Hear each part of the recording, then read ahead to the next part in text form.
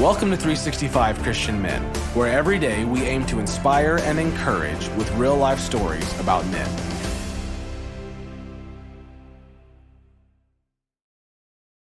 October 18th, Remi Adeleke. Remi's dad was a Nigerian chief, architect, and executive, which made Remi a prince. But after his father passed away, Remi, his mom, and his brother moved to the Bronx. Remi said, "We went from having it all to not having much of anything." Young and adrift, Remi turned to scamming, stealing, and selling drugs. But he did have one treat. Once a month, he got to go to the movies. In 1995, when Remi saw Bad Boys, starring Will Smith, he realized he could be more than a thug. He said, "They were everyday guys trying to go out and save people." Another movie introduced him to the Navy SEALs. When Remi was 19, a street deal gone bad was the final nudge he needed. He said, "I gave up that street life for 6 months, and then I joined the military." At first, he scored low on the Navy's vocational-assessment tests, and he didn't know how to swim. Still, he worked hard at it, retested, and qualified for SEAL training. "When I want something, I run through walls to get it," he said. Remi was a Navy SEAL for 7 years, and then went on to act in movies and advertising. Remi explains, "We live in a time when so many people are afraid to show their true colors." He said his job was to show them perseverance, show them hope, show resilience.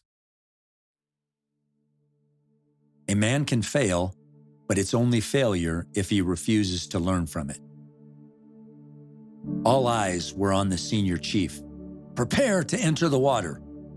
Remi stood on the edge of the pool, wearing fins with 60 pounds of diving tanks strapped to his back, plus a 20-pound weight belt around his waist. It had all come down to this moment.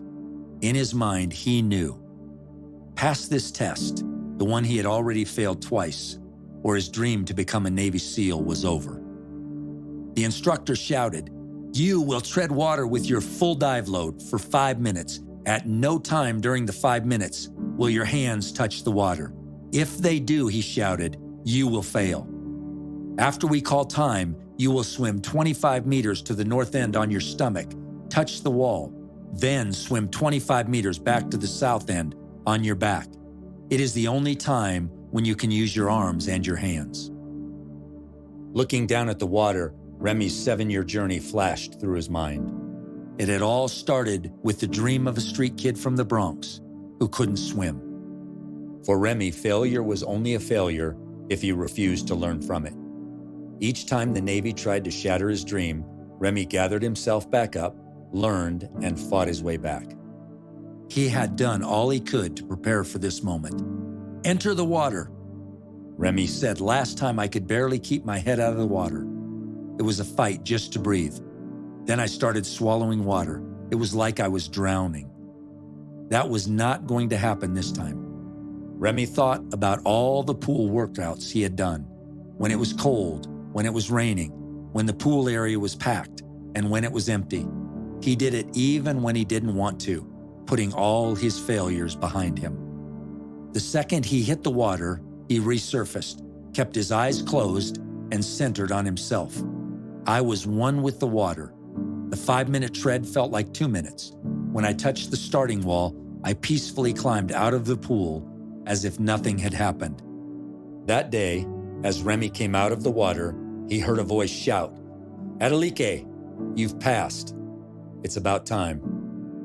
Remi knew nothing was going to stop him now. Victory over his past failures was his. He was going to graduate. Remi was now a Navy SEAL. Leaving the pool, he walked past a sign he had read countless times during his long journey, a sign that had become his goal. Be someone special. The Bible says in Jeremiah chapter 8, verse 4, "Tell them the Lord says, do people not get back up when they fall down? Do they not turn around when they go the wrong way?" What one thing is holding you back? Learning from failure can motivate you into victory. A man can fail, but it's only failure if he refuses to learn from it.